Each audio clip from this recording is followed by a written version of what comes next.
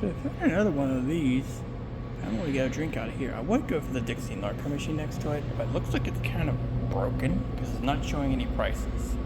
So I'm not gonna mess around with that. So we're gonna get a Pepsi.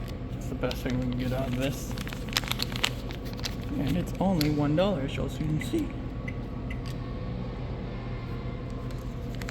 Alright. Get the money in here.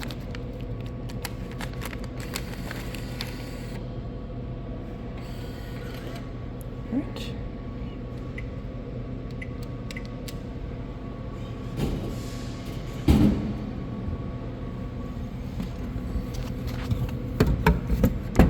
And there we go.